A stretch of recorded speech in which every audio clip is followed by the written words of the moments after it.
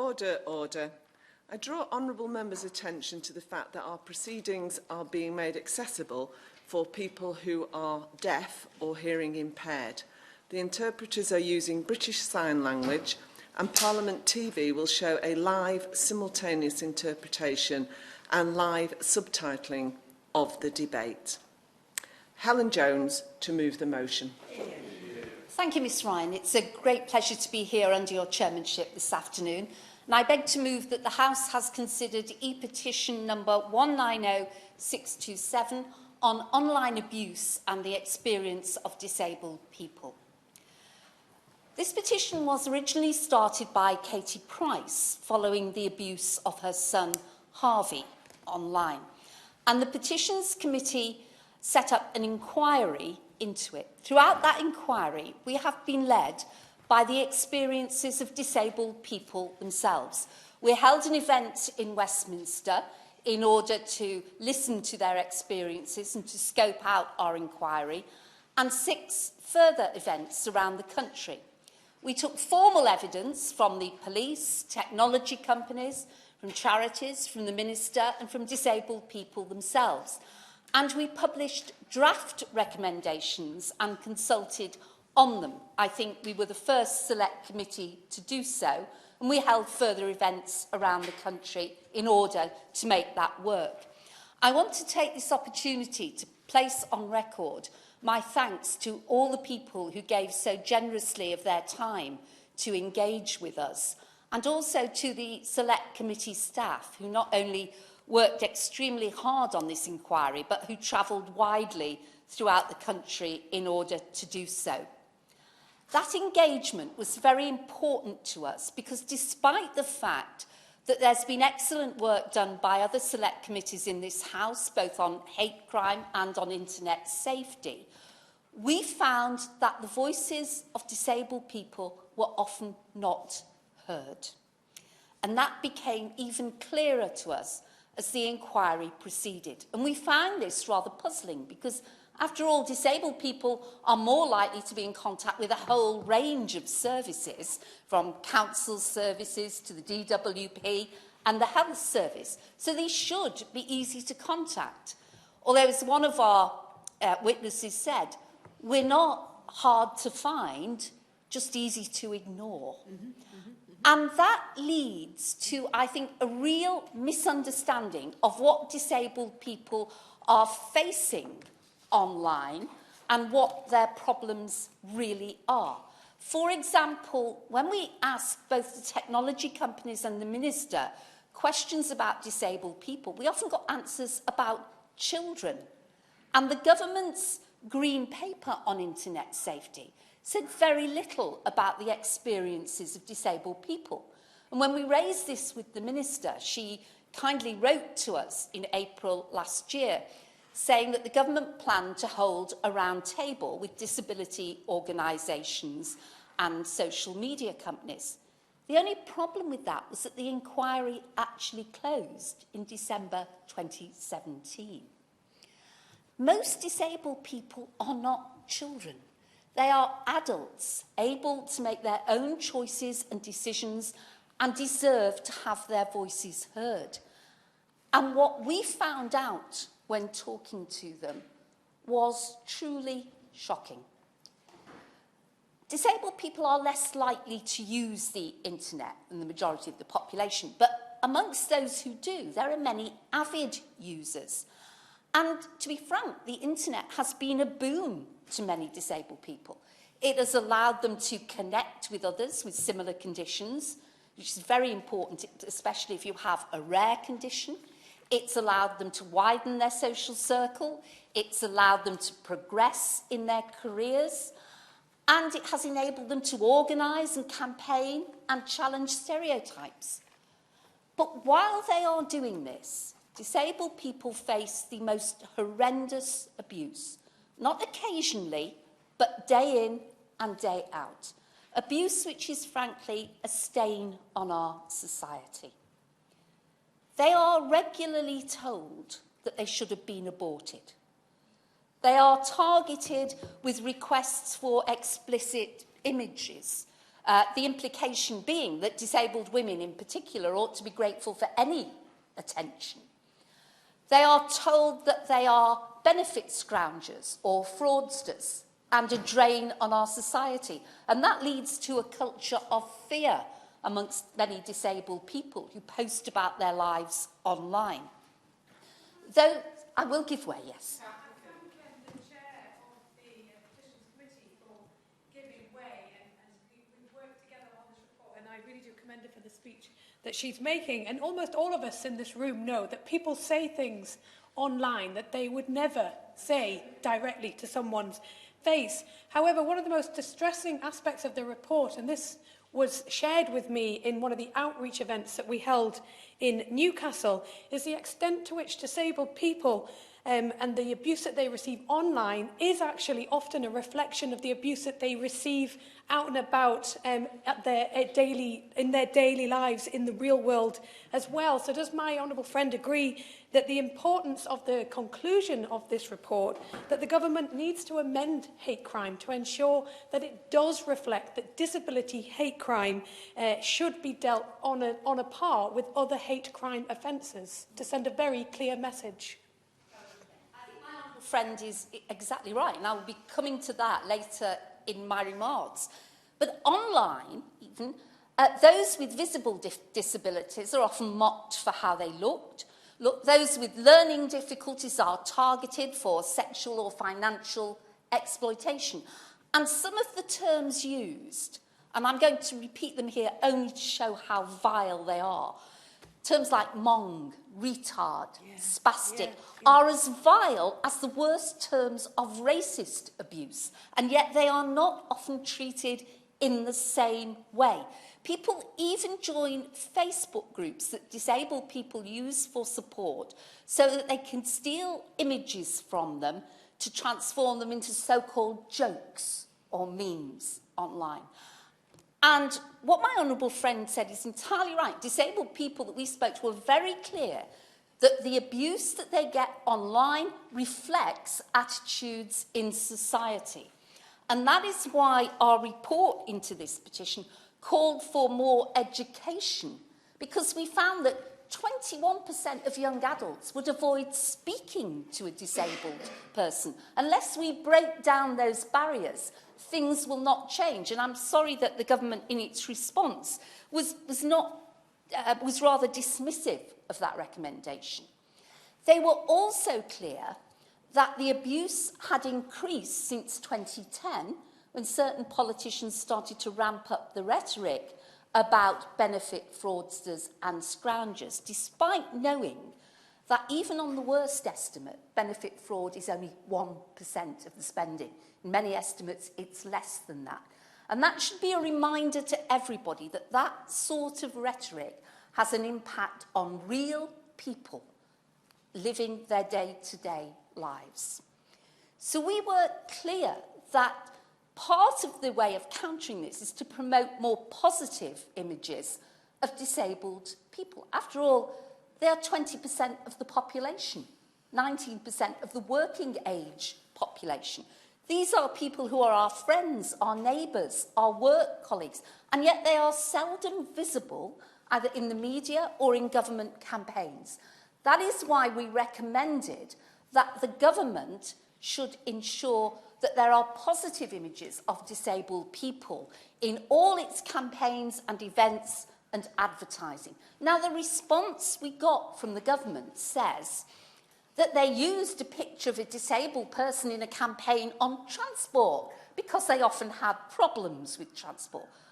To say that that comprehensively misses the point is to understate it.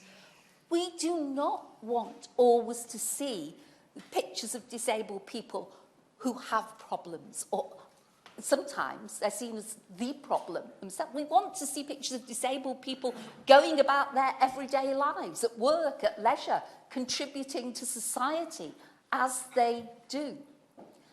This kind of misunderstanding is everywhere. And it leads to a situation that when disabled people report abuse, they are often told to go offline.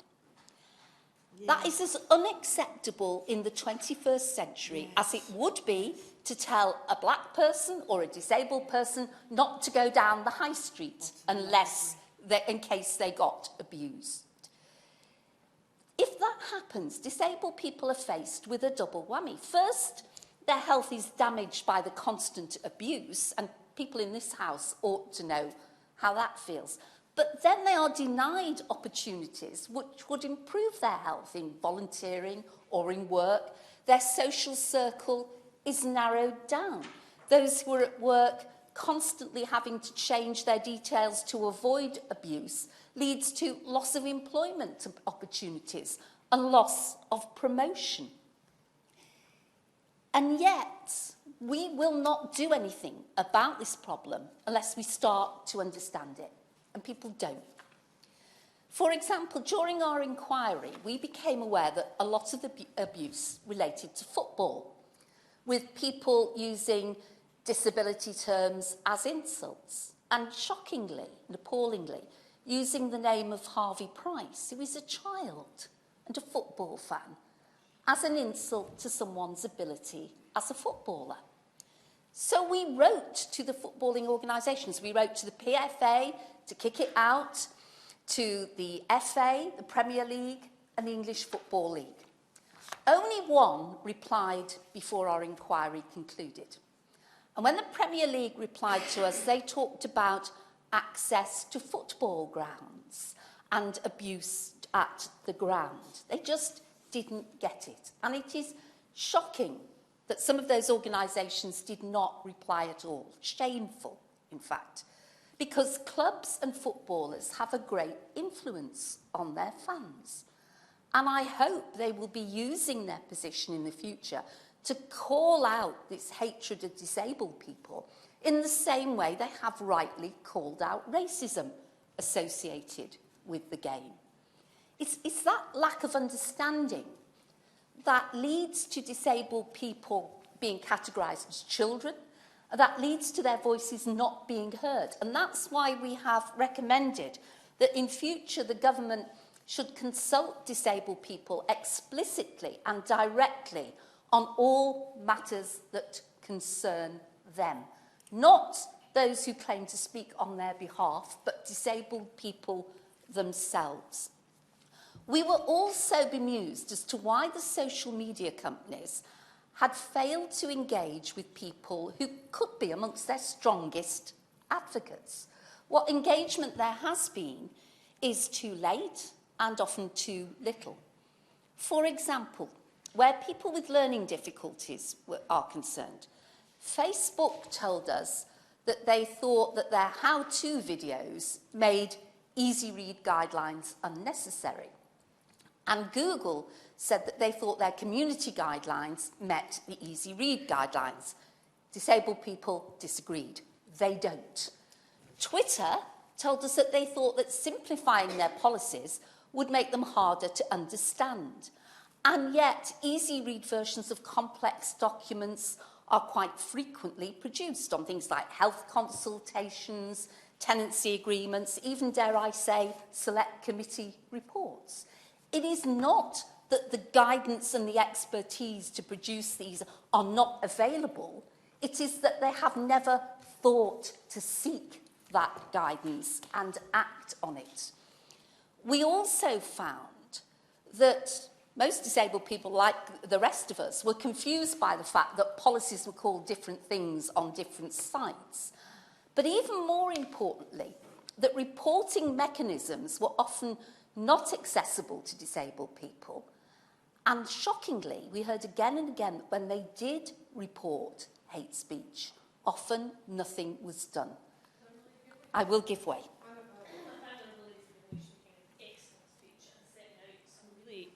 Unbelievable issues that must be taken on board and tackled to protect disabled people on and offline. But does she agree with me that some of the issues relating to this are the fact that the legislation that covers these crimes is so old? From what I can see from the library briefing, the most recent applicable legislation is from 1997, and some of the applicable legislation goes back to 1861. Now, that's not to say that that legislation is not good legislation or appropriate, but it's very clear that our legislative guidelines are so out of date that they cannot take into consideration the modern world and the challenges that disabled people face online. Yeah. I think the Honourable Lady makes a very valid point, and I'll be moving on to the point about legislation shortly. But what that leads us to conclude is that these social media companies do not employ either enough moderators or enough suitably trained moderators to deal with this, which, given the amount of profit they are making, is frankly scandalous. We also found that there was a lot of confusion about what was the responsibility of the social media companies and what was the responsibility of the police. And that confusion is often fed by the social media companies themselves. I will give way to the Honourable Gentleman, then I must make a bit of progress. Thank you for making a very passionate and capable speech. Do we need, does anybody agree, do we need someone perhaps to be a spokesperson for disabled people online, similar to what they've done for racism and hate and hate crimes?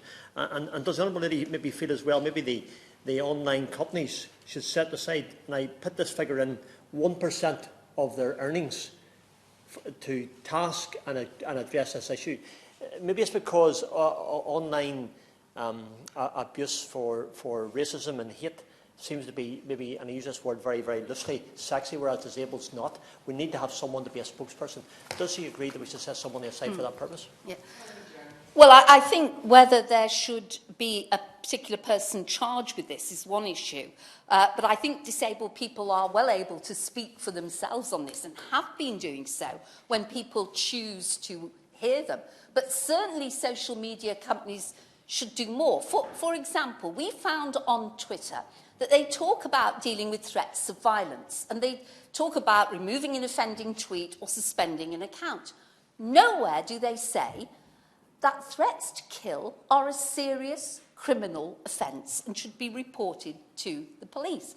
That in itself is breeding confusion. So we often found that the police were having to pick up things that really should be down to the social media companies to deal with. And we think that it is quite wrong that police resources should have to be used in that way because the social media companies are failing.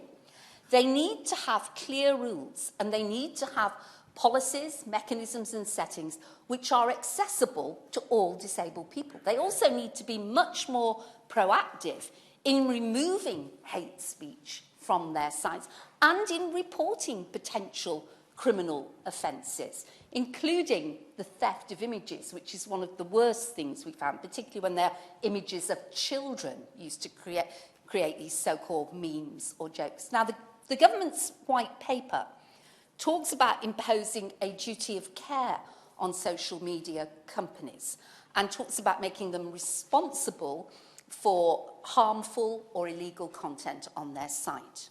I think that is right. But it keeps talking about children and other vulnerable people in this context. And we must understand that many disabled people resent the categorisation of all of them as vulnerable. They are not. Some of them are vulnerable and some aren't, like the rest of us, and mostly they are disadvantaged by the way society treats them rather than by the intrinsic nature of their condition. So I hope that when the Minister responds, she can reassure us that those things will apply to all kinds of abuse. But what is very clear is that self-regulation has comprehensively failed. It has failed disabled people in the way that it has failed many other people who use the internet. And so, unfortunately, has the law, to come to the Honourable Lady's point. The government tells us constantly that what's illegal offline is illegal online. Now, that is true as far as it goes, but it doesn't actually go very far, because there are potentially 30 statutes that could apply to online offences. And of course, there are some offences that can only occur online. like the theft of images and like instigating pylons, for example.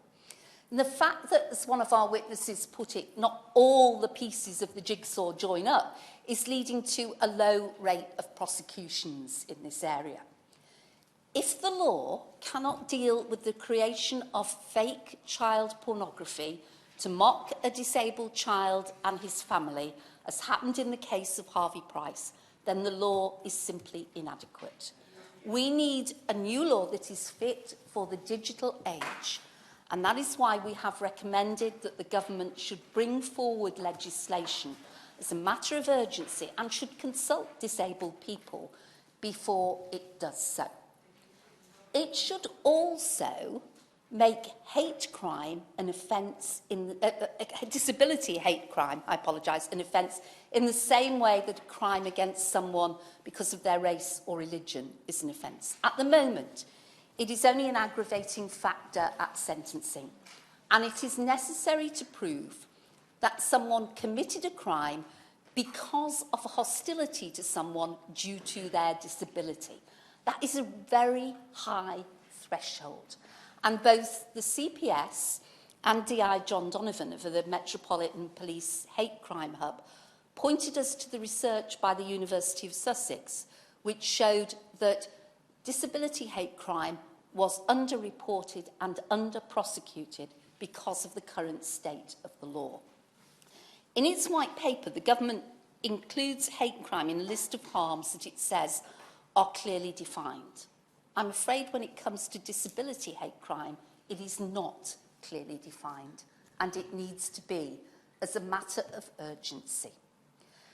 Because what became clear to us as our inquiry proceeded was that disabled people do not feel adequately protected by the law and do not feel that they are heard when they seek to report crimes. This was a recurring theme throughout our inquiry of people not being heard properly. And although there has been some good work done by senior levels of the police and the CPS, unless that percolates down through the organisation, unless the person on the desk in the police station or the officer who comes out to see you understand it, then the law will not work properly. And that is why we've recommended more training for police officers, including training in dealing with people who have learning disabilities or autism, so that they're not automatically pigeonholed as being unreliable witnesses. I'll give way to my honourable friend before I finish up. For giving way. She's being very generous, and I know from the most appalling case in my constituency, the abuse and murder of Lee Irving, that so-called mate crime is an enormous danger, particularly for people with learning disabilities. And indeed, the phrase does not adequately describe in any way the serious financial, physical and often sexual exploitation faced by far too many disabled people at the hands that people that they are led to believe are their friends. And so does my honourable friend also share my concern that for many disabled people, whilst they can feel isolated in the real world, their friendships that they can develop on social media platforms can actually pose a real danger and harm. And social media companies just do not have a grip on this, and the legislation does not reflect the seriousness of such offences. I agree with my honourable friend. We say in our report, mate crime is hate crime, and it should be treated as such. There is a real risk to people from the activities of these vile individuals who target them for exploitation. We have also been asked, and we were asked in the petition, whether we thought that a separate register of offenders was necessary for online hate crime. We came to the conclusion that if what we suggest about changes to the law and changes to disability hate crime legislation are instigated, then there is no need for a separate register because these crimes would show up through a normal DBS check. But at the moment, we should be very clear that they don't. Often it records the offence, but not that it was motivated by hatred of a disabled person, so that there is a real problem in organisations which are employing someone to deal with disabled people being unable to check that they have a record of not instigating any hate crimes. And that's a real problem that needs to be addressed, we think, by changes in the law. But the other thing that we encountered and that we felt very strongly about was the fact that disabled people don't feel adequately protected by the law, as I said. And we were so concerned about that we have recommended in our report that the government should commission an overarching review of disabled people's experience with the law, including their experience of reporting crime and of giving evidence. Disabled people are already marginalised by society. They are being marginalised even more by being abused or driven away from one of the key tools of the 21st century, which is the internet. That really cannot carry on, and I hope the Minister will commit to consulting disabled people about the proposals in the White Paper, just as I hope she will commit to making sure that the internet companies and social media companies consult them in future about their policies and their settings and so on. Simply saying that that is an example of good practice is not, in my view, strong enough. We need to make sure that it will happen, because it is clear that time and time again, disabled people are not heard when they raise issues that concern them. They are not heard when they talk about this kind of abuse that they get all the time on the internet.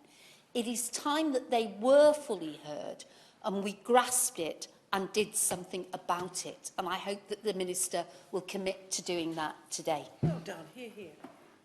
Question is that this House has considered e-petition 190627 relating to online abuse. Nick Herbert.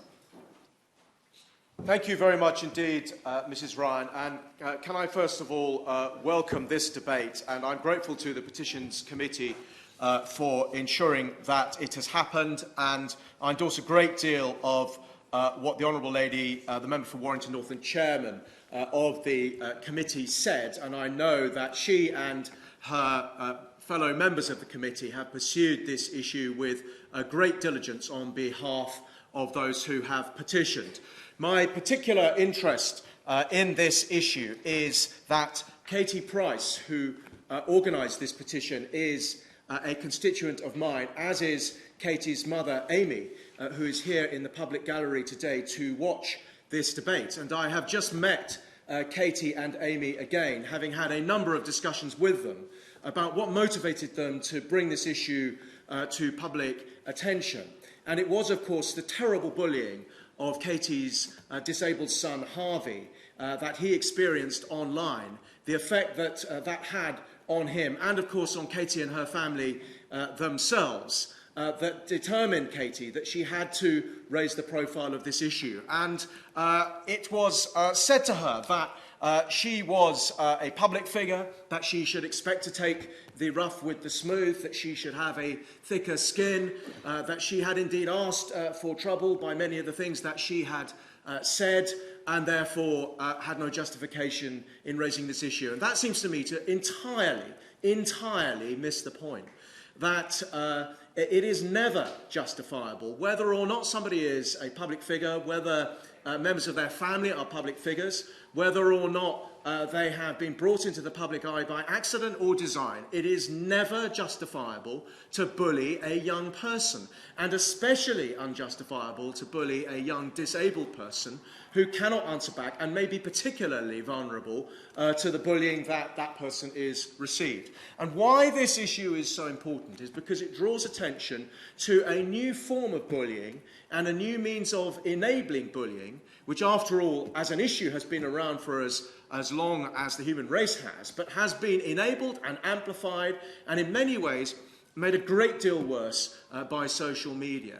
And I think we all recognise that what has happened is that the law and the way in which we deal with this issue has not kept up with the growth of this problem in our society over very recent years. As little ago as 2 decades ago, we simply wouldn't have been talking about online bullying as an issue. This has exploded as an issue because of the prevalence today of social media. And I think there is a common recognition that we have to do something about it.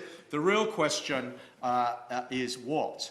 And I think that there are 4 areas which we need broadly to look at, accepting that the problem is a very great one indeed. I don't think we really need to discuss whether it is or not. The Law Commission said in 2017 that 28% of UK internet users had said that they were on the receiving end of trolling, harassment or cyberbullying. That is a huge proportion of the population. The question is how to deal with this and particularly how to deal with it when it doesn't cross the line between activity which is clearly criminal and which may be sub-criminal but nevertheless still needs dealing with. So first of all, on the law, while the Law Commission in its report in November 2018 said that it did not consider there to be major gaps in the current state of the criminal law concerning abusive and offensive online communications, it went on to give a very important caveat. The Law Commission said that there was considerable scope to improve the criminal law in this area and made a number of specific recommendations as to how offences, particularly those relating to grossly offensive, indecent, obscene or false communication, should be tightened up. And I hope that the government and the Minister, my honourable friend, will feel able to respond to that and to say what the government intends to do in relation to those specific Law Commission report recommendations. The Commission noted that there were several practical and cultural barriers to enforcement, which I want to come to, because I think this is the second issue. The first is whether the law itself is adequate, and even if the law is correctly framed to deal with online abuse, and as I've mentioned, there are areas where it needs improving, the real question is whether it is being effectively enforced. And I don't think there's much doubt that the law enforcement authorities have struggled with the huge explosion of social media and how to deal with this. The Commission noted the sheer scale of abusive and offensive communications and limited resources, a persistent cultural tolerance of online abuse, and I want to come to that, the need to balance protecting individuals from harm and freedom of expression, technical barriers which make it difficult to prove the identity of perpetrators, and jurisdictional issues in a highly globalised world. All of these are reasons why it might be hard to enforce the law, but that doesn't mean to say we shouldn't make greater efforts to do so. And the issue I'd like to raise is whether the police are sufficiently structured in today's age and whether the resources are sufficiently following the need for them to deal with this activity. There's no doubt that crime is changing. This is a very good example of the way in which it is changing. The police always need more resources, and I'm aware that the government has recently been increasing police resources. But I wonder whether the current structure of policing makes it easy for individual forces to deal with issues like online crime, and whether this isn't an example of a kind of crime that might be better dealt with through some kind of collaborative police activity or even some radically new police organisation at the national level. Whether it is an example of a kind of crime that should make us look again at the structure of policing, even while we maintain the individual police forces that exist around the country for other forms of volume crime. And I think that is an issue that is worth looking at, because I think there is a capability issue in relation to how the police deal with these problems, as well as just a resources issue. So that seems to me to the second point, that we need to enforce the existing law more effectively, to recognise that it needs enforcing in the online space just as much as it does in the offline space. And the police often have difficult decisions to make, along with prosecutors, about where the line should be drawn and where it's in the public interest to prosecute. But those are decisions that they must take, having investigated these crimes properly. What we can't have is a general absence of investigation simply because the issues are so great that the police feel unable to deal with it. The third area where I think we need more action is in relation to the responsibility of social media companies themselves to police their own platforms. And this is clearly today's zeitgeist. Gone are the days where the social media companies can simply say that they are merely publishing platforms and they don't have an ability or a responsibility to deal with offensive conduct. They do.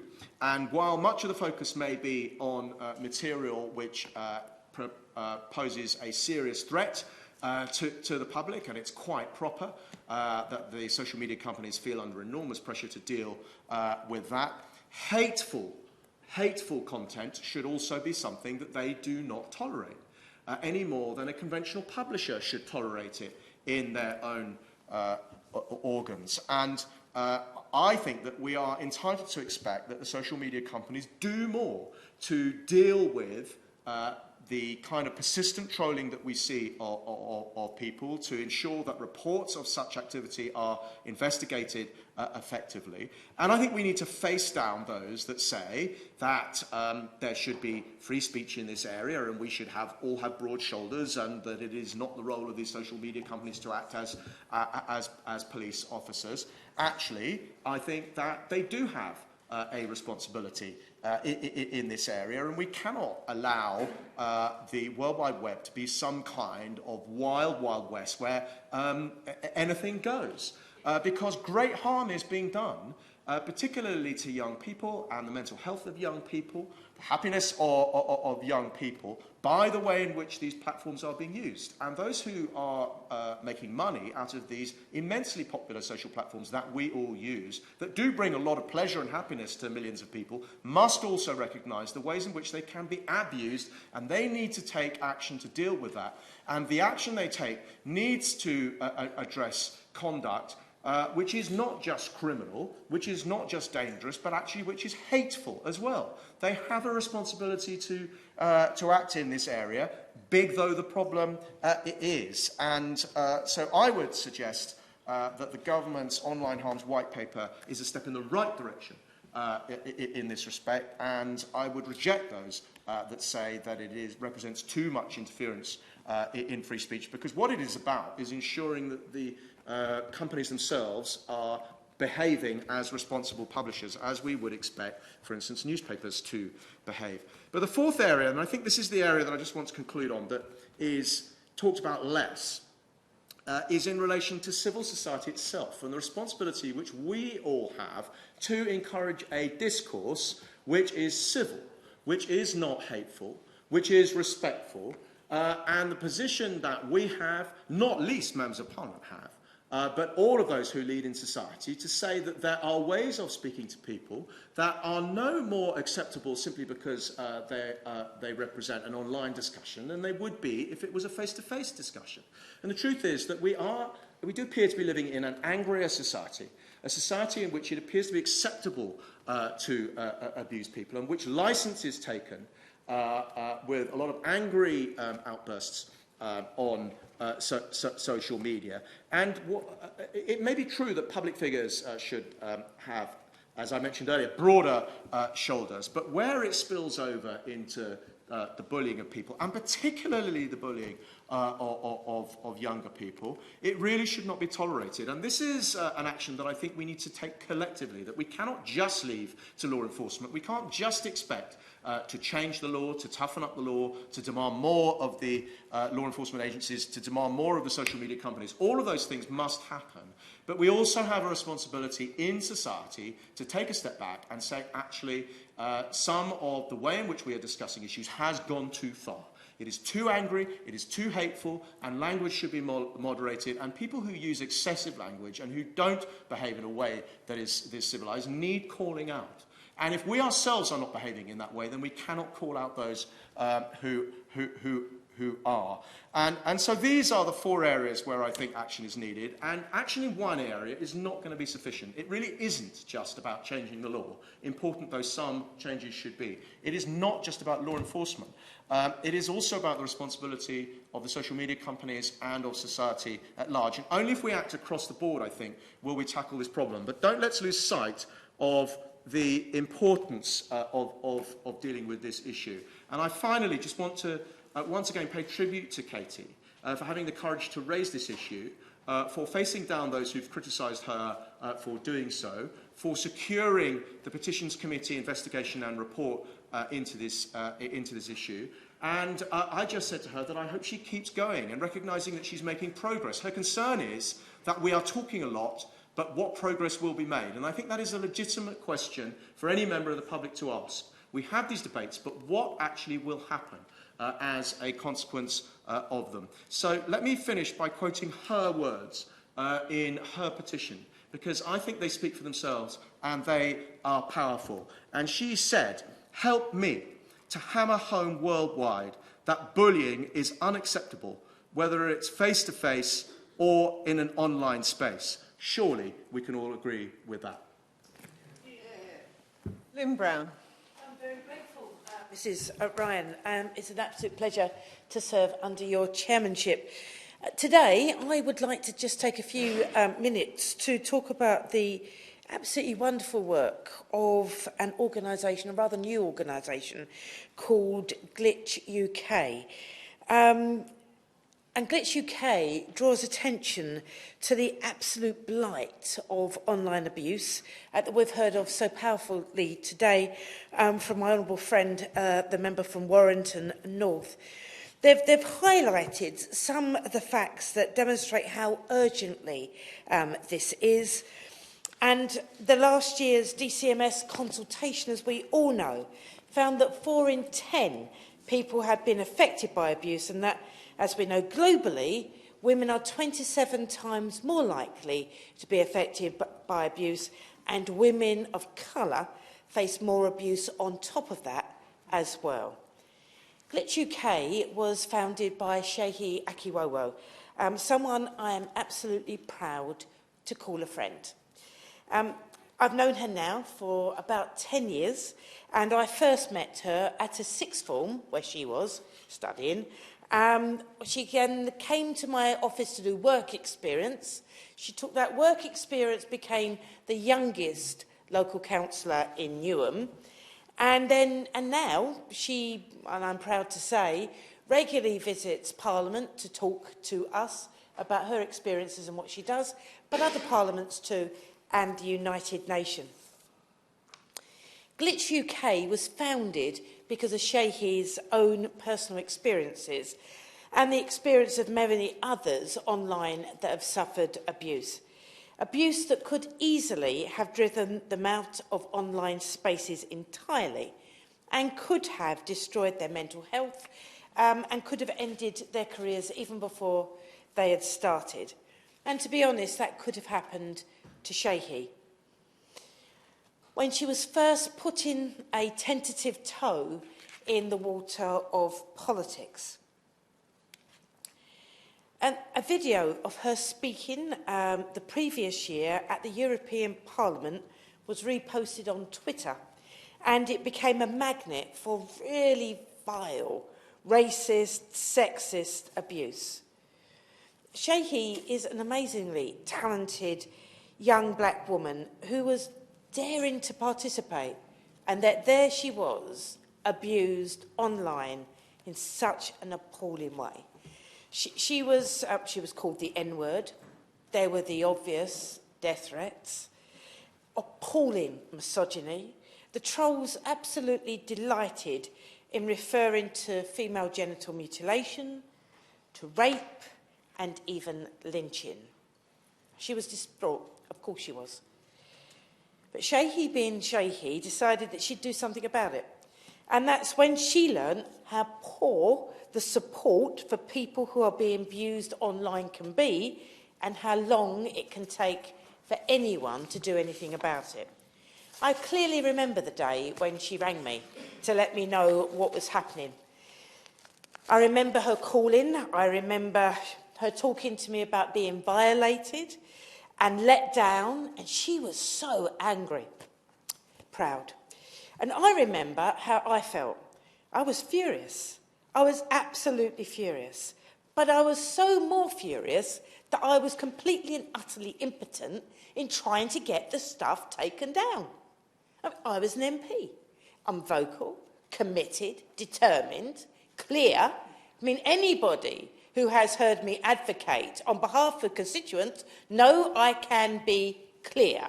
And yet I couldn't get it taken down off of the internet.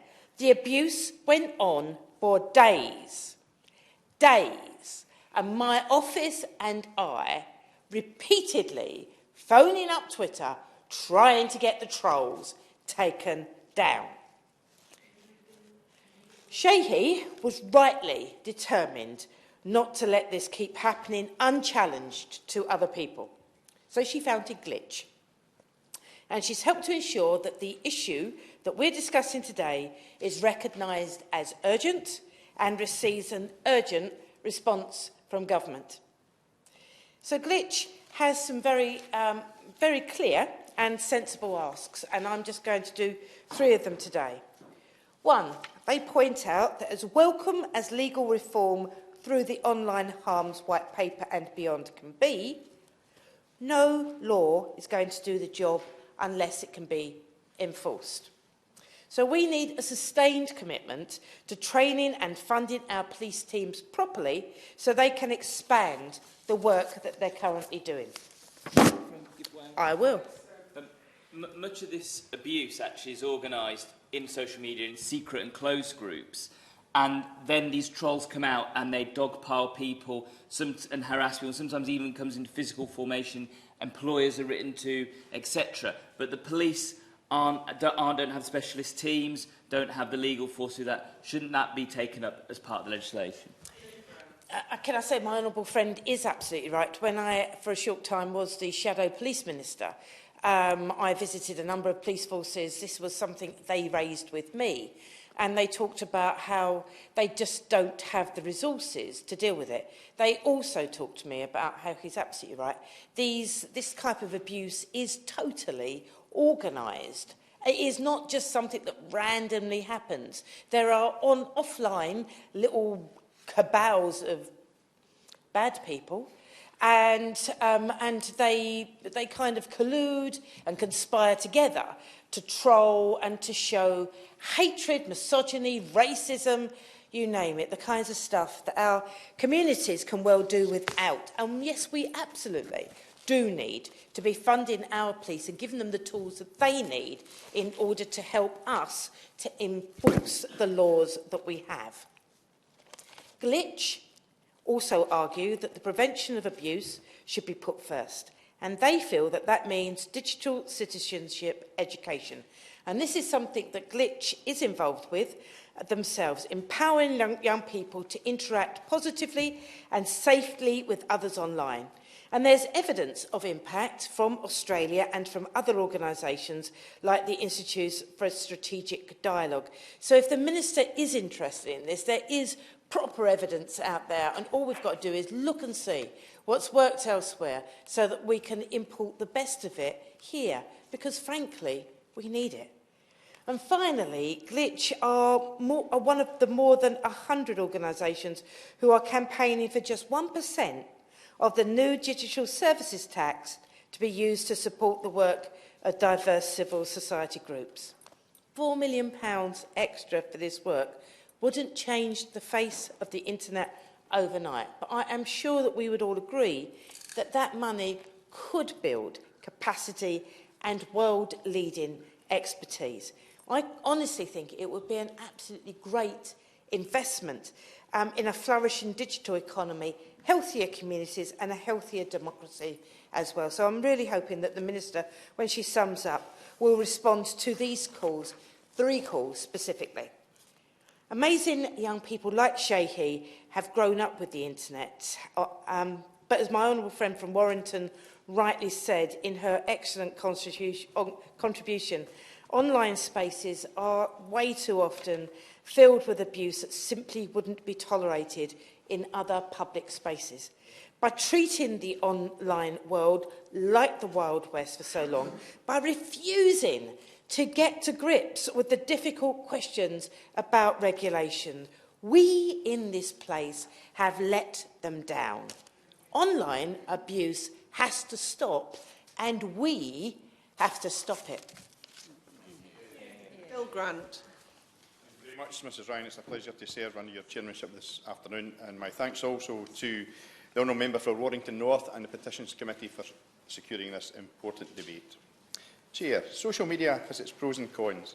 It permits persons who may not be so mobile to stay in touch, and it may in such cases prevent social isolation and give access to a wider world, but sadly and not necessarily a safer or kinder world.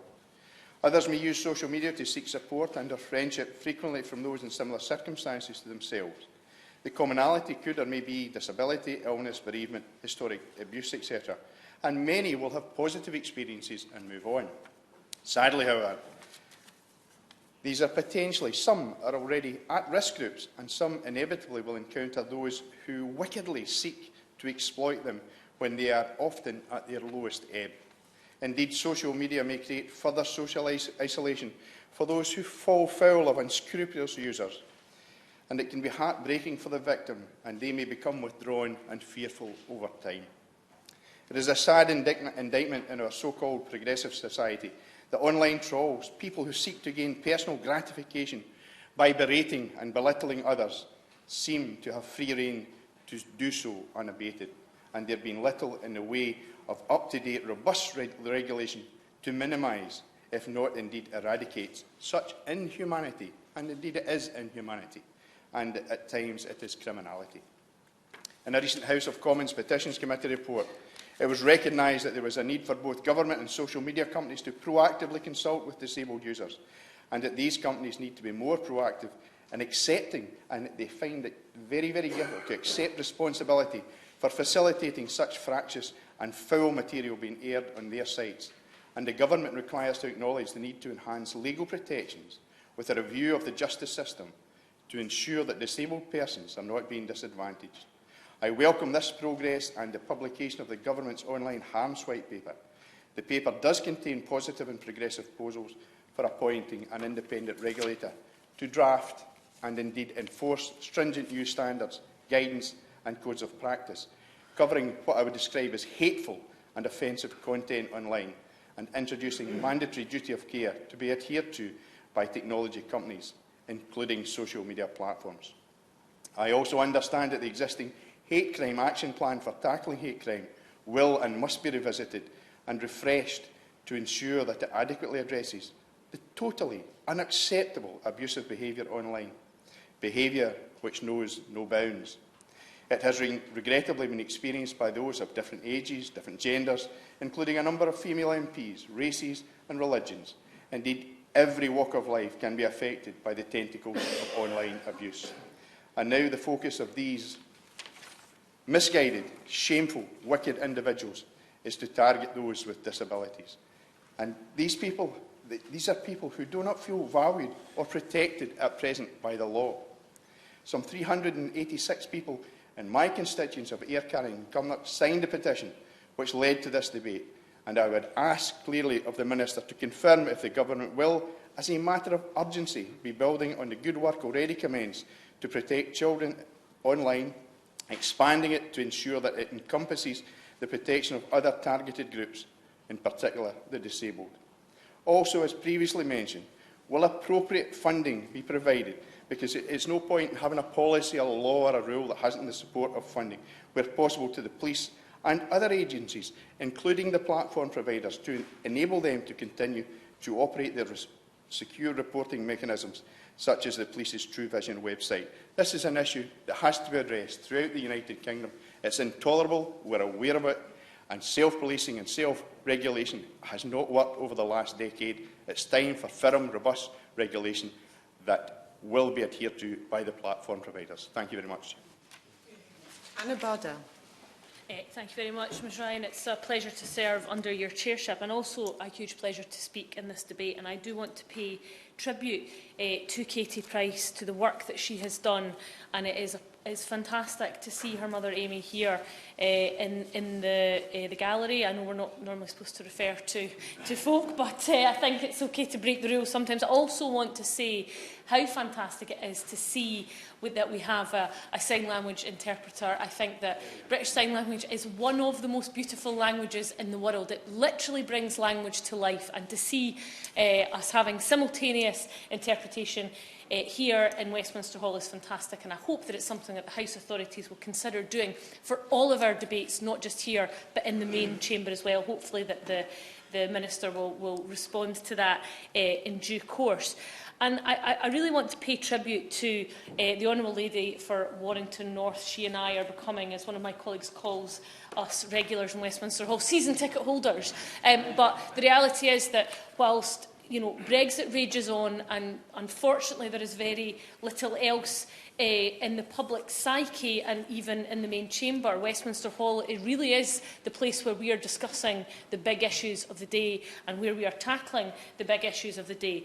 And online harm and online bullying, and bullying of whether people are disabled, whether they are LGBT, whether it is our women, whether it is our trans community, is totally unacceptable.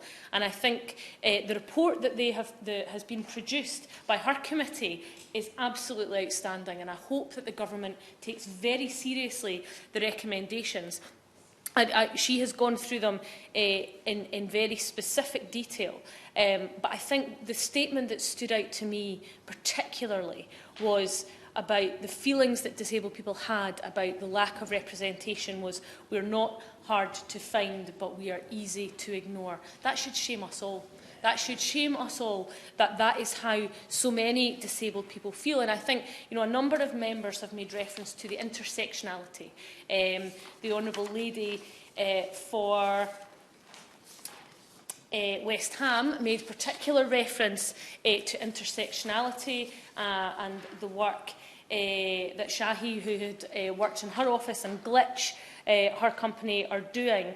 And I think it's particularly stark. I meet regularly with members of the LGBT disabled community, and they have said specifically that women who are LGBT and disabled are some of the most marginalised people, not just online, but offline. And I think the fact that the committee consulted with tech firms, police, disabled people across a whole spectrum of stakeholders is to be commended. I think the fact that football teams and the football sector in general haven't responded and have responded so poorly gives me a sense of deep shame. As the SNP's Digital Culture, Media and Sport spokesperson, diversity in sport is something that I care passionately about. I am a passionate football fan and occasional player, but it is very clear to me that a lot of the online abuse comes from football fans, and that's obviously something that Katie and Harvey have felt so keenly and is so disgusting, and absolutely we need to get to the heart of that, and we need to name and shame those clubs, and we need to there are, to be fair, particularly in Scotland, and I know across other parts of the UK, there are many clubs doing a lot of really positive work in terms of tackling abuse and online harm, but we must do more, and we must hold those teams to account, because it is very clear that many football fans are hiding behind the guise of their online profiles and spreading vile abuse and driving many people offline. And they give the vast majority of football fans a bad name, because the reality is the vast majority of football fans are peaceful, decent folk who just want to support their team, whether it's in the stadiums or online. And I think it's disappointing to see some of the poor responses from government. I want to believe that the Minister and her government can do better. I may disagree with them on many areas and feel let down by them on many counts, but their online white paper on online harms was hugely ambitious, and I believe is a massive step in the right direction. And we in the SNP and in the Scottish Government very much support the intentions of that. We would like to see it go further, and I think the intentions and the suggestions in this report also are particularly significant. And I would like to just refer specifically to recommendation 8 about social media companies must demonstrate they've consulted and worked in partnership with disabled people themselves. And the Honourable Lady for Warrington North spoke specifically and very passionately about this. I mean, I would like to suggest, and I wonder if she and the Minister would consider this,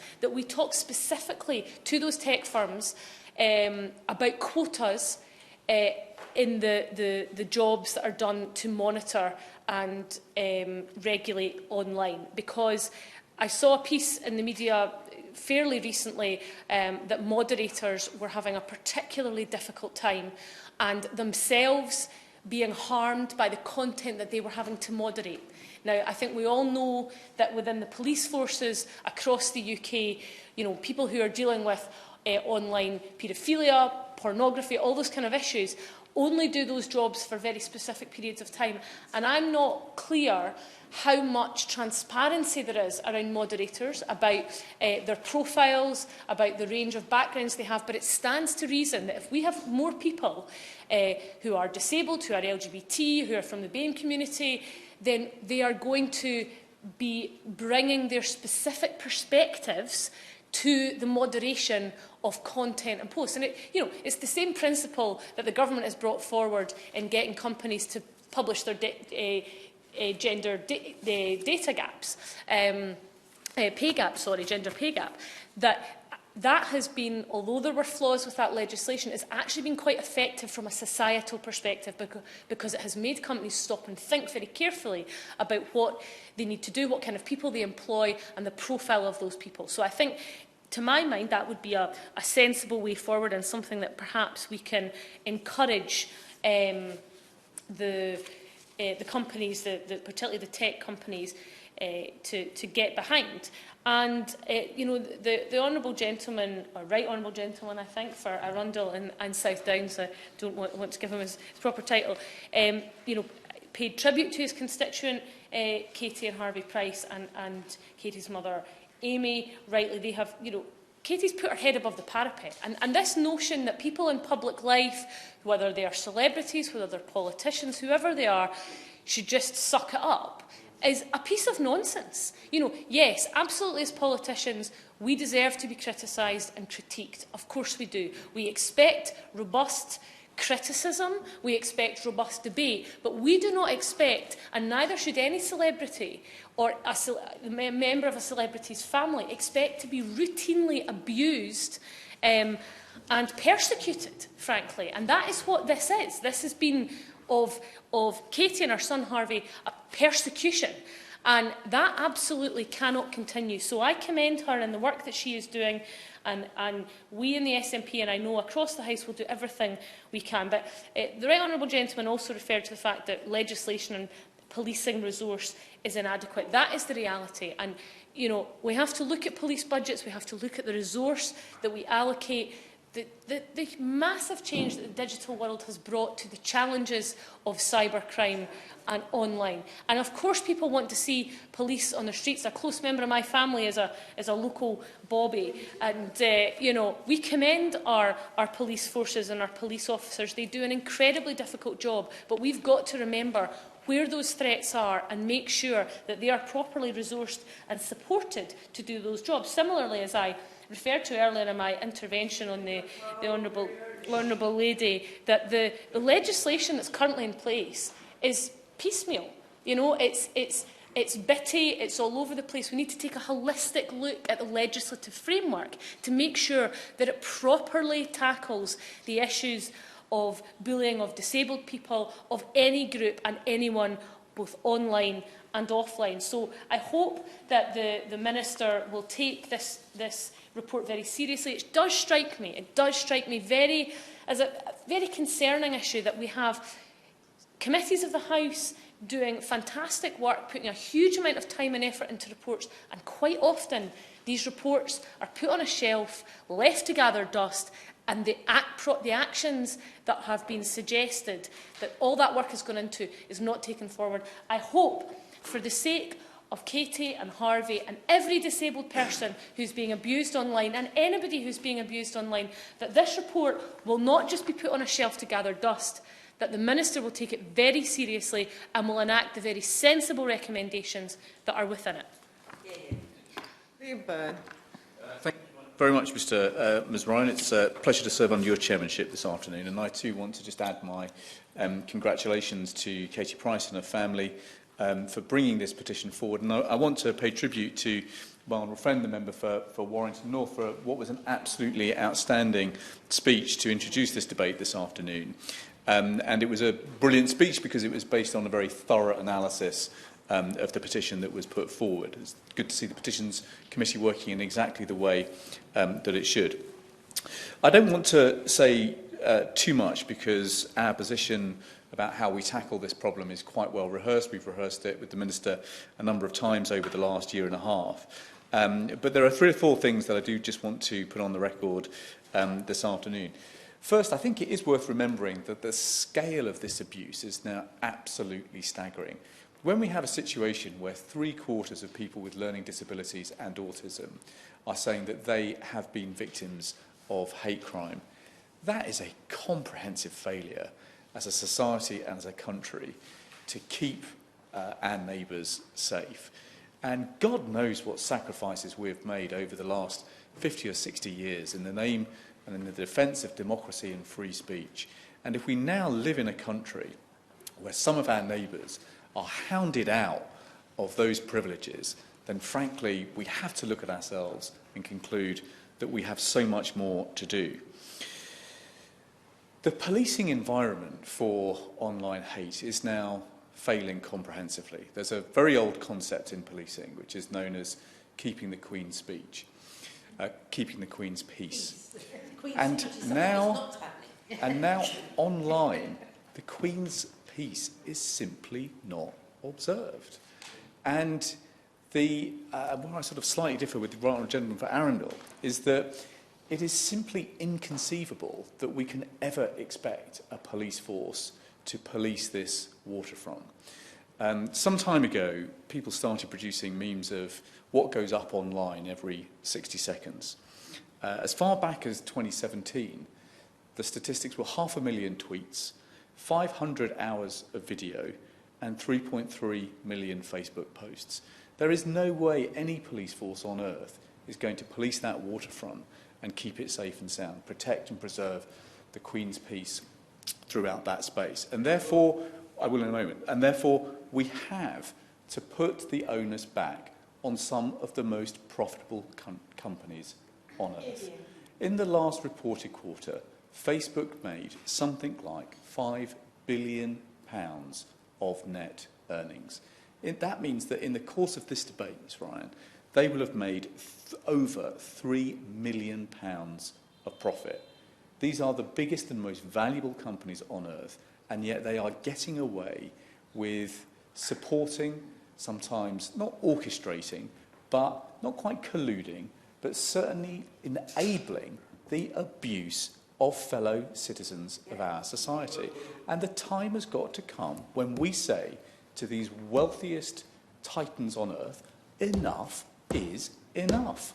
I give way to the Right Honourable Gentleman. I'm grateful to the Right Honourable Gentleman, but he shouldn't traduce what I said. I was quite clear that action needed to be taken across the board, and including the social media companies accepting the responsibility they had. I did not say or seek to imply that the police could themselves police the range of abusive comment across social media. But where it trespasses into the criminal, then the law enforcement agencies do have a responsibility to act, and we need to ensure that they are capable of doing so. I'm grateful for that, because I do believe that we are on the same page. And I would agree with him that I think that police forces in this country are going to need to be radically reconfigured. The time when a police constable might turn up to a burglary or something and just advise on how you might target harden the home should be about to go, because actually the cyber security of the property in question and the family in question will be very often much, much more important. At the moment, however, in Birmingham, we can't get police to investigate even violent abuses because there are no police. The police has been cut in the West Midlands to the smallest size since it was created in 1974. But that is perhaps a debate for another day. There are 4 significant changes that we think need to happen to the regulatory and policing environment online, Ms Ryan. The first, I think the government has now accepted, there needs to be a duty of care on social media companies. The concept of duty of care is quite well established in law. It's got a legal tradition back to the early 1970s. It's tried and tested. If I went out and built a stadium here in London and filled it full of people, there would be all kinds of rules and regulations that would ensure that I kept those people safe. If I went out and built a similar online stadium and filled it full of all kinds of nonsense, then there would be no such regulations that would bite on me. That has got to change. We've got to ask these firms to identify the potential harms that their services and products might cause, and to do something about them and to hold them to account for that. The second idea, though, is an idea that the government has not yet accepted and not yet accepted the need to look into, and that is much, much tighter regulation around hate speech. We have raised in debates like this a number of times the approach that is taken by the Justice Ministry in Germany, known as the Network Enforcement Act, or NetzDG laws for short. This has created a much more effective policing environment for tackling online hate speech, and it has done so in a way that keeps Germany well within its Council of Europe obligations on protecting free speech. It is time we looked at that, because as the reports now come through from the Justice Ministry in Germany, we can see that it is beginning to work. I'm told that something like 1 in 7 Facebook moderators now work in Germany. When we look at the amount of hateful material which Google, Twitter, Facebook, YouTube have had to take down, it is very, very significant. So at the moment, if we look across the Council of Europe space, if we look across those countries that are signatories to the European Convention on Human Rights, including protection of free speech, it does appear that it is Germany that is leading the way now in creating an effective policing environment to tackle hate speech. And this is something which surely it is time for the government to look at a little bit harder. The third thing that we are going to need is obviously a different kind of regulator. Again, I think the government has accepted this need.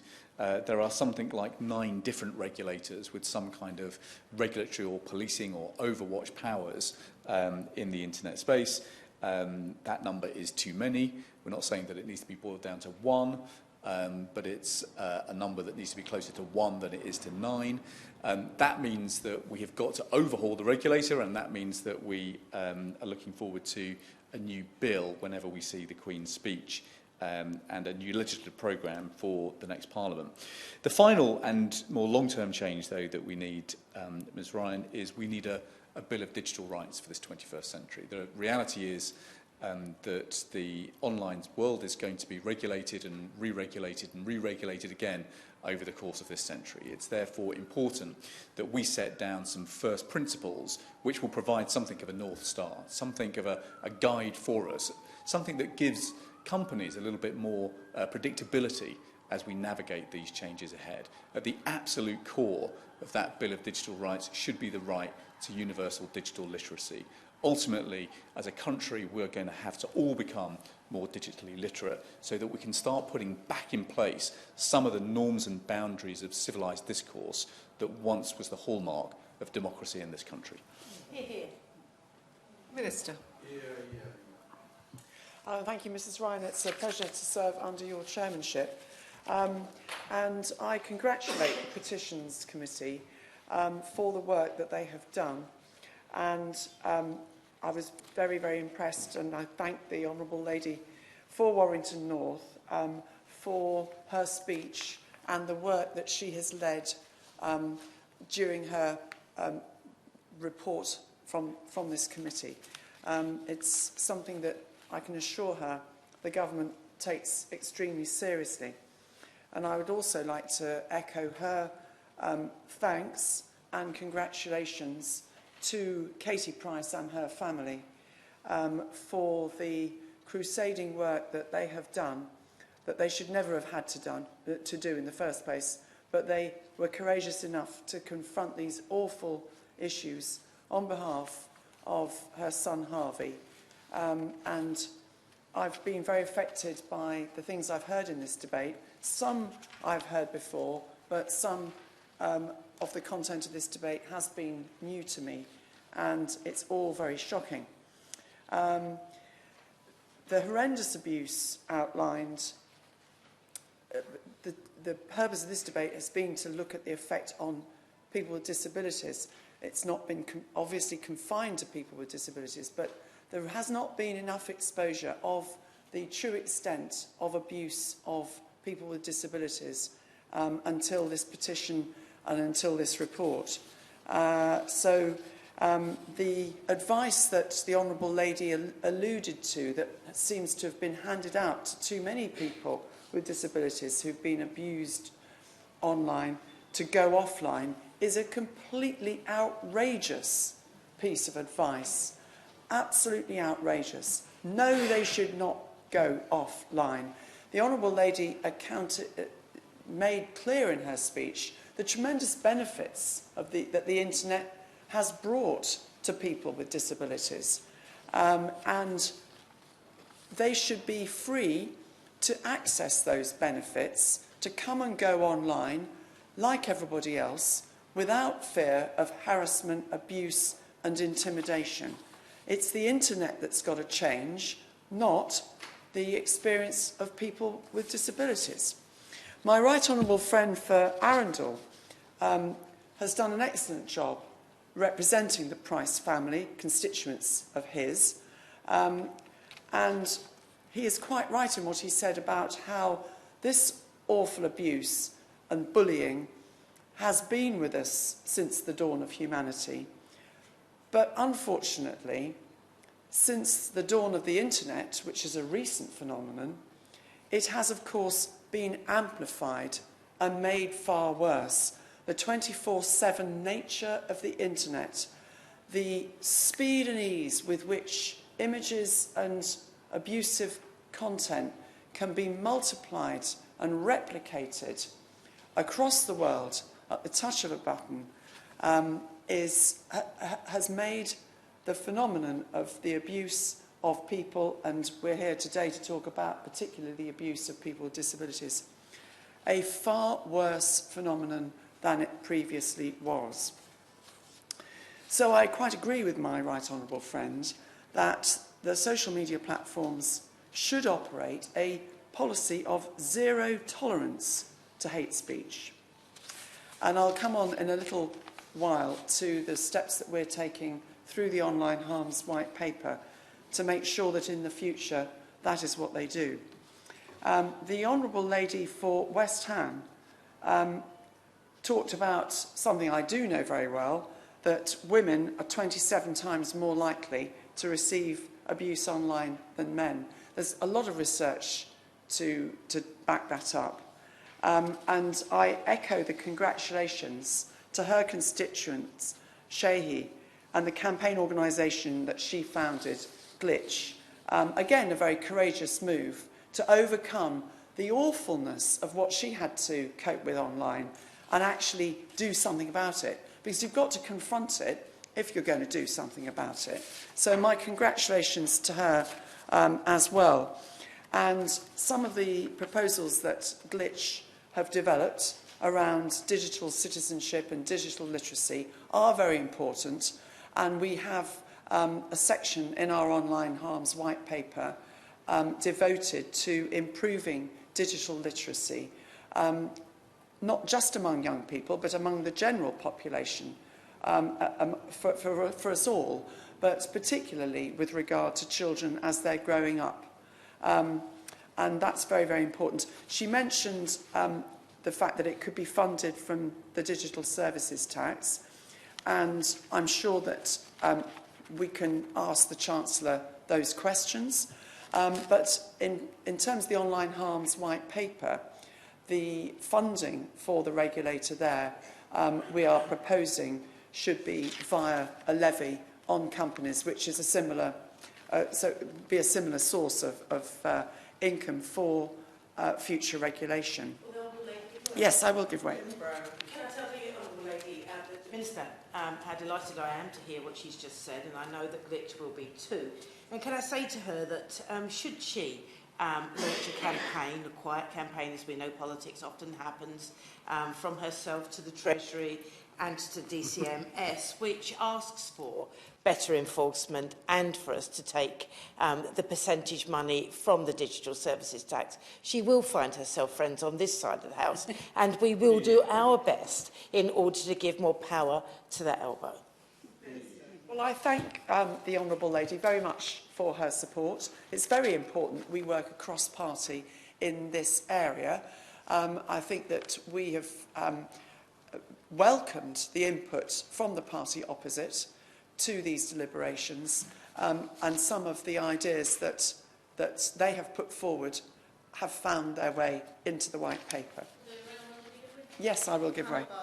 I just want to follow on from that and say that she will also find friends over on this side of the House as well. And I would like to, I think it is very, very important that we work cross-party to challenge those big tech firms. I'd like to think that given it is a former member of this place who's now in a very senior role in Facebook, that they would understand and appreciate the strength of feeling there is on this issue across the House, and it is only by working cross-party and taking them on head-on that the tech companies will get in line and get this sorted.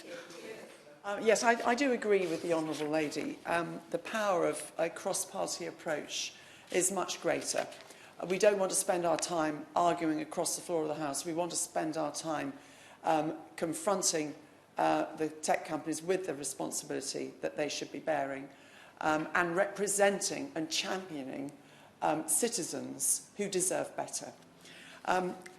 The Honourable Lady, the opposition spokesperson for the SNP for Ayr, Carrick and Cumnock, made a number of... sorry, that was my honourable friend. I do apologise.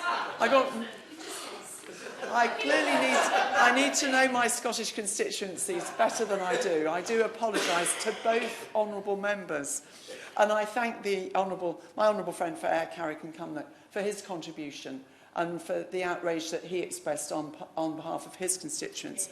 But coming back to the Honourable Lady Indy for Livingston, I share her shock that the majority of football authorities did not even deign to respond to the letters from the committee demanding that they become part of the solution against the horrendous level of abuse that seems to emanate from the world of football. We have had the issue of racism in football, sadly still not dealt with, actually, but at least they are engaged. And I will now speak to my colleague and my honourable friend, the Sports Minister, about getting her support for getting these football authorities to engage on the issue of the abuse of disabled people. Yes, I will give way. She's been very generous, and on that point, because I note that I don't think the committee wrote to any clubs or authorities in Scotland, and I make no criticism of that, it's just an observation. I'd be happy to help facilitate contact with them, and would suggest that a copy of this report goes to every football club in the United Kingdom with a letter calling them to a meeting where we have cross-party representation and we get to eyeball them and tell them just how strongly people in this House feel about their clubs and about the action that they need to take. I think that's an excellent suggestion. I'm very happy to put that to my honourable friend, the Minister for Sport, and that if the chair of the Petitions Committee and the Honourable Lady for Livingston would like to attend that meeting, we will set that up. We will definitely invite all football authorities to that meeting. Yes. And I think the Honourable Lady also talked about the effect on moderators. There are thousands of people now employed by tech companies to moderate content, to make decisions about whether it crosses the threshold and should be taken down. And on a positive note, we are looking more and more, I think, to systems of artificial intelligence to do as much of that job as possible, precisely for the reasons that she set out. It is a horrendous job to have to do and would end up affecting, you know, the mental health of moderators, I would imagine, over time.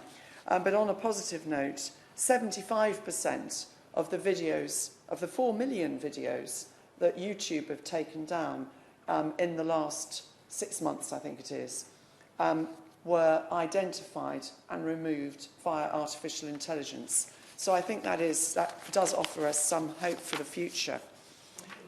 Yes. Very generous. I mean, the only danger with introducing statistics like this, which all the social media companies are desperate to put into our hands, is that it creates the impression that somehow they're doing enough when they're not. And actually, we're never going to be able to get to a solution to this problem by relying on voluntary action. That's why the law needs to change and the enforcement needs to change. Minister. Oh, I certainly agree with the honourable gentleman.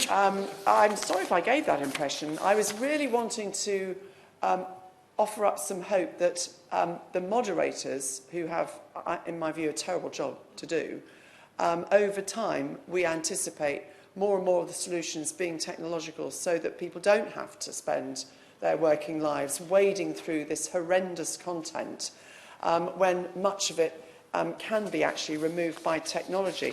That is not at all, may I just clarify before I give way to the Honourable Lady, that is absolutely not at all to say that companies are doing enough. They are doing more, but it's by no means enough as yet. I would give way to the Honourable Lady. I'm very grateful to the Minister for giving way. I would suggest to her that one of the things that tech companies need to do is what the police and GCHQ and other authorities do, and that they provide regular counselling for people having to deal with this sort of appalling content. Very often with the tech companies, you're dealing with poorly paid people, often in very poor countries, and no support is provided for them. Yes, I think the Honourable Lady makes a very good point. There is more and more counselling, I believe, being offered, but I'm not aware of whether that is a consistent offer across the industry or whether it's just provided by the better performing companies. But she makes a very, very good point. People would need that. I would like to reassure the Honourable Lady that the government has engaged with disability organisations and will continue to do so. Last year I held a roundtable with organisations focused specifically on the issue of online abuse of people with disabilities. And I'm also chairing another roundtable next month focusing on adults with learning disabilities. And I really am very sorry if the government have given the impression that we think these problems are confined to children and young people. They most certainly are not. And the Honourable Lady made that point very eloquently during her speech. I completely agree with her. And in fact, the organisations mostly represented adults, in fact, that I had the roundtable with. And the next one is going to be mostly about young adults with learning disabilities. So that is what I'm doing to follow up this particular debate and the petition. I want to move on to say a few words about the online harms white paper. And I'd like to reiterate my earlier point that the Honourable Gentleman, the Shadow Minister, is absolutely right. Self-regulation has failed. We are all agreed on that. Which is why that the government will establish a new statutory duty of care to make companies take more responsibility for the safety and the security of their users and tackle the harm caused by the content and activity on their services. Compliance with this duty of care will be overseen and enforced by an independent regulator, and companies will be held to account for tackling a comprehensive set of online harms, including behaviours that may or may not be illegal, but are nonetheless highly damaging to individuals and threaten people's rights online. We are consulting on the most appropriate enforcement powers for a regulator, and my right honourable friend, the former policing minister, mentioned the issue of the structure of policing and whether there are capability issues as well as resource issues. And I will, I should have mentioned that this white paper is in fact a joint Home Office DCMS white paper. So we've had input from the Home Office ministers, and I can raise that with them, his point. I do think he makes a good point.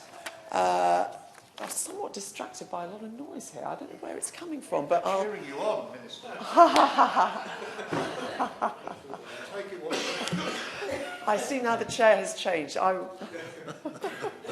It's a pleasure to serve under your chairmanship as well, Mr. Austin.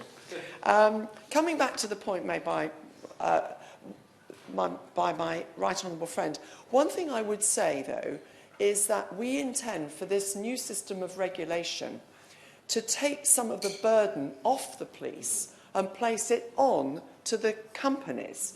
It is the companies who should be accounting for the care they take of their users to eliminate this content, hopefully before it comes up in some instances, and certainly very swiftly as soon as it is reported.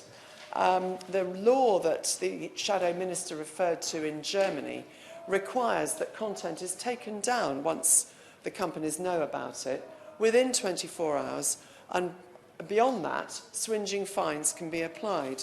So we want to make an environment where companies are dealing with the matters themselves and using less and less of our valuable policing time for the privilege.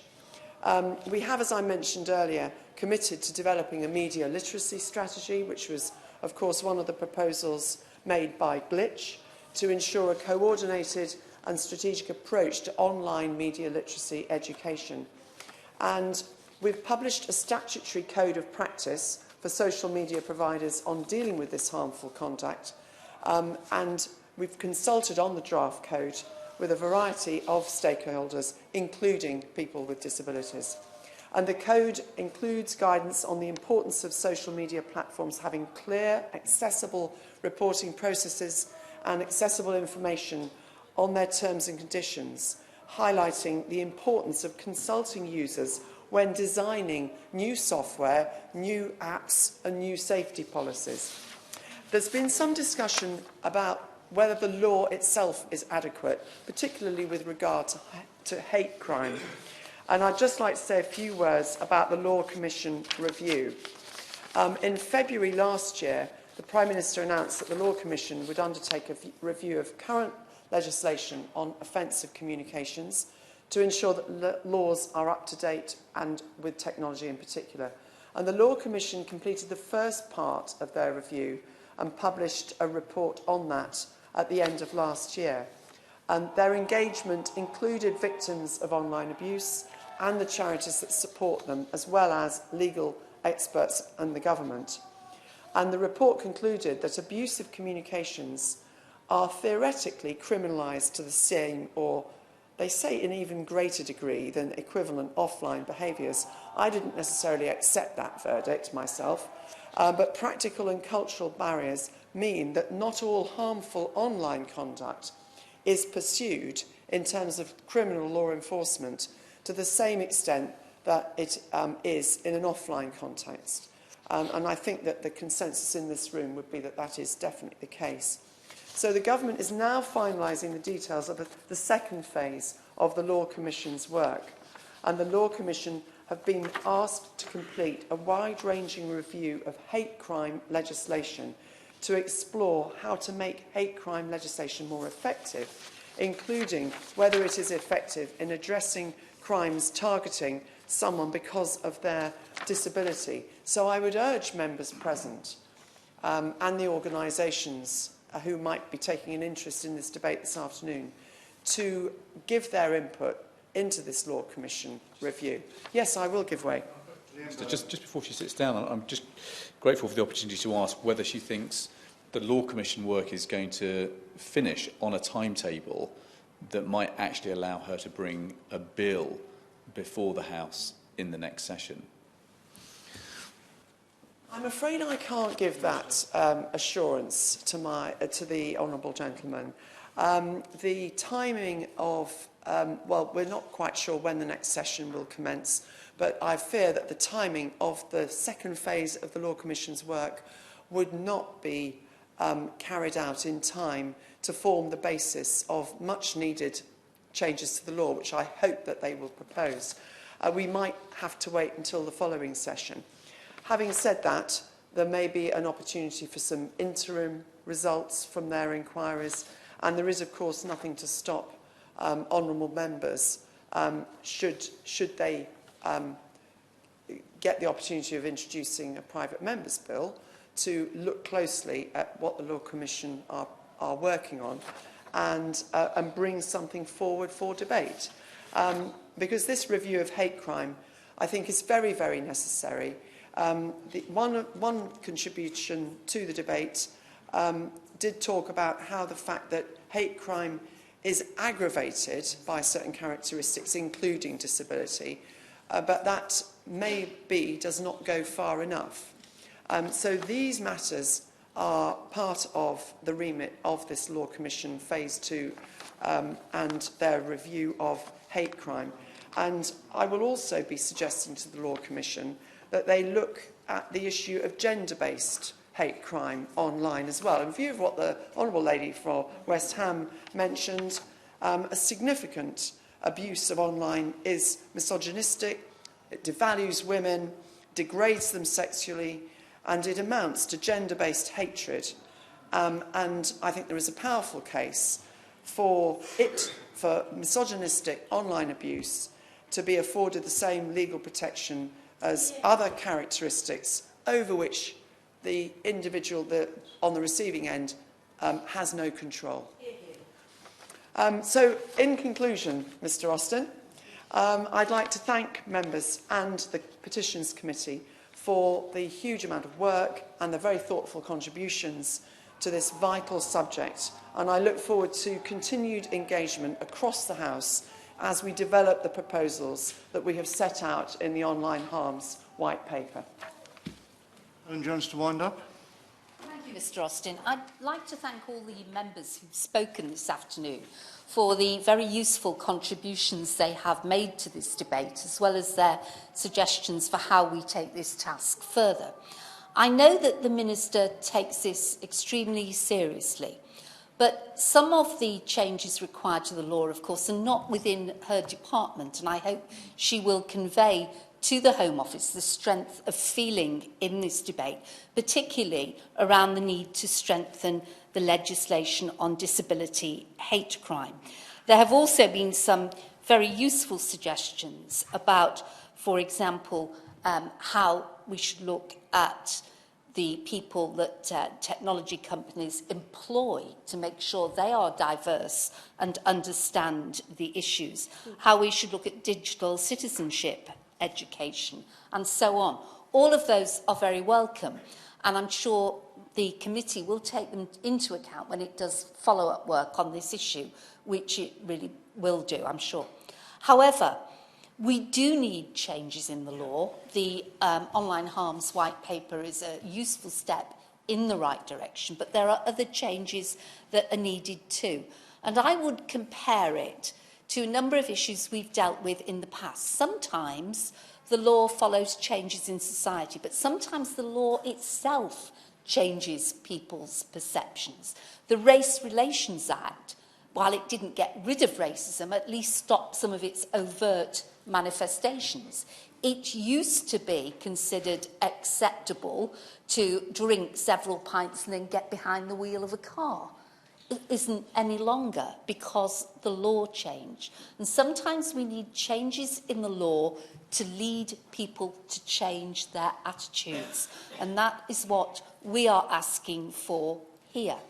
We also need, as some honourable members have said, to make sure that the police have the right technology, the right skills and the right number of people to make sure that the law is enforced. Digital companies must bear their responsibility. That is exactly right, as the Minister has said.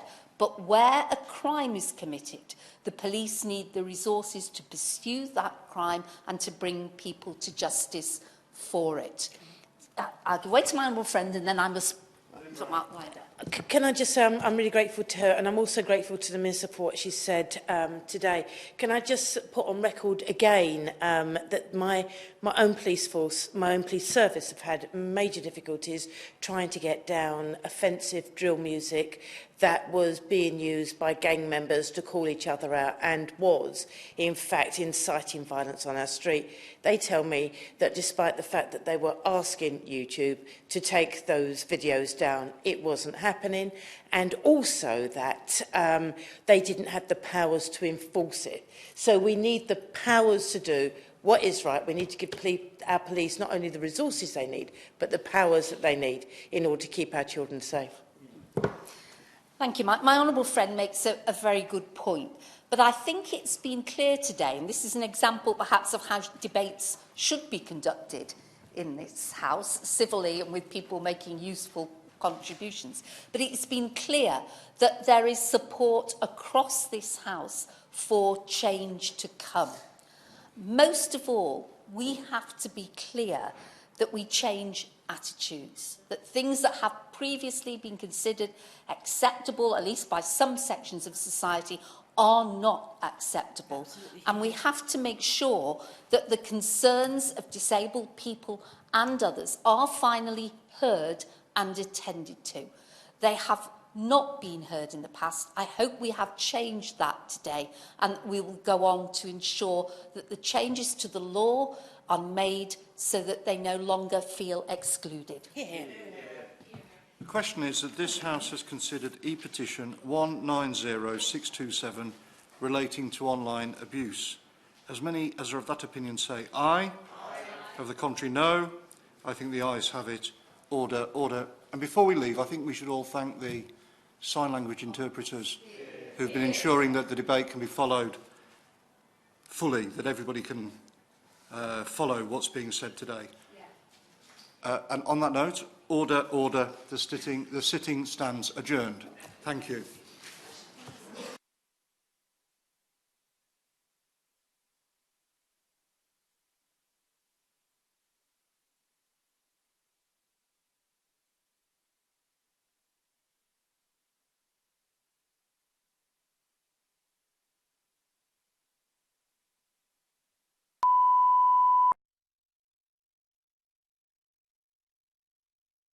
The proceeding has ended.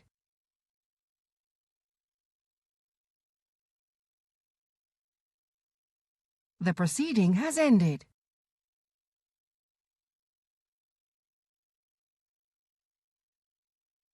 The proceeding has ended.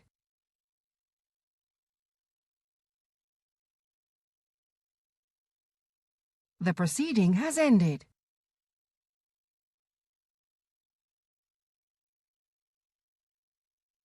The proceeding has ended.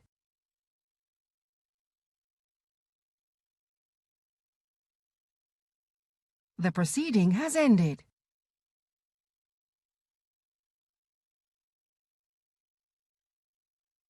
The proceeding has ended.